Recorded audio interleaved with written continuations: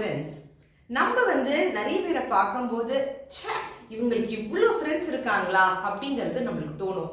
எப்படி இவங்க இவ்வளோ ஃப்ரெண்ட்ஸை மெயின்டைன் பண்ணுறாங்க, இவ்வளோ வருஷத்துக்கு இப்படி மெயின்டைன் பண்ணுறாங்க அப்படிங்கிறதெல்லாம் நம்மளுக்கு மனசில் தோணும். ஸோ சிம்பிள் திங்ஸ் நான் சொல்ல போகிறேன், இப்போது நீங்களும் ஃபாலோ பண்ணிக்கலாம். ஃபஸ்ட்டு அவங்க மேலே ஜென்யூன் இன்ட்ரெஸ்ட் காமிங்க. அவங்க பேரை ஞாபகம் வச்சுக்கோங்க. அவங்கள பற்றி சில விஷயங்களை இன்னும் கொஞ்சம் உன்னிப்பாக கவனித்து அவங்கள பற்றி ஞாபகம் வச்சுக்கோங்க.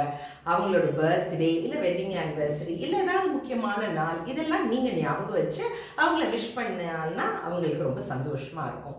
அடுத்தது அவங்க பேசும்போது காது கொடுத்து நல்லா கேளுங்க. இது ரொம்ப இம்பார்ட்டன்ட் ஃப்ரெண்ட்ஸ். நம்ம ஃப்ரெண்ட்ஷிப்பில் ரொம்ப சந்தோஷமாக இருக்கணும் அப்படிங்கிறதுனா பரஸ்பரம் நம்ம கம்யூனிகேஷன் நல்லா இருக்கணும். அவங்க பேசும்போது நம்ம காது கொடுத்து கேட்குறோம் அப்படிங்கிறதுனா அவங்க உண்மையான ஃபீலிங்கை நம்மளோட ஷேர் பண்ணுறதுக்கு வாய்ப்பு இருக்கு. அடுத்தது எப்போதுமே ஒரு எம்பத்தட்டிக்காக இருங்க. அவங்களோட ஷூஸில் இருந்து சில நேரத்தில் சில சிச்சுவேஷன்ஸை நீங்கள் புரிஞ்சுக்கணும். அதுவும் ரொம்ப ரொம்ப இம்பார்ட்டன்ட் ஃப்ரெண்ட்ஸ். ஏன்னா எல்லாரோட லைஃப்பும் எப்போதுமே எப்படியுமே சேமாக இருக்காது இல்லைங்களா? ஒரு ஏற்றத்தாழ்வு இருந்துகிட்டே இருக்கும். ஸோ நம்ம எம்பத்தட்டிக்காக இருக்கோம் அப்படிங்கிறதுனா அவங்களும் நம்மளோட வாழ்க்கையில் ஏதாவது ஏற்றத்தாழ்வு இருந்ததுன்னா அவங்களும் நம்மளோட சைடை புரிஞ்சுப்பாங்க.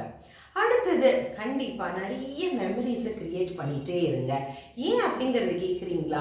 ஏன்னா நம்ம மீட் பண்ண அந்த ஃப்ரெண்ட்ஷிப் இன்னுமே நல்லா வளர்ந்து போயிட்டே இருக்கும். ஸோ இன்னைக்கு காலகட்டத்தில் நீங்கள் பார்த்தீங்கன்னா நிறைய ஃபோட்டோஸ் எடுத்துப்பாங்க. நிறைய ஒரு லன்ச் அவுட்டோ ஏதாவது ஒரு பிக்னிக்கோ எங்கேயாவது போயிட்டு நிறைய நேரம் அவங்க டைம் ஸ்பெண்ட் பண்ணுவாங்க.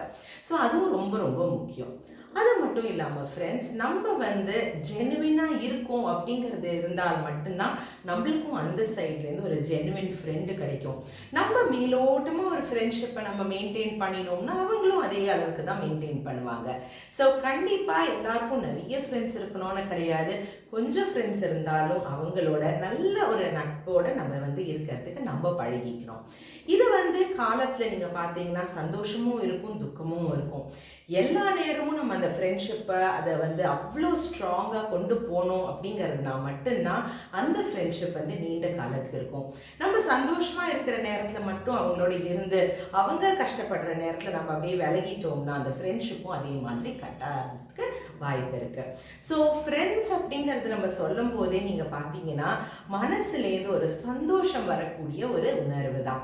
ஸோ அந்த மாதிரி நீங்களும் நிறைய ஃப்ரெண்ட்ஸை வச்சுக்கிறதுக்கு இந்த குறிப்புகள் உங்களுக்கு ரொம்ப யூஸ்ஃபுல்லாக இருக்கும்னு நான் நினைக்கிறேன். உங்களுக்கு ஏதாவது ஆலோசனைகள் இருந்ததுன்னா நீங்களும் ஷேர் பண்ணுங்க.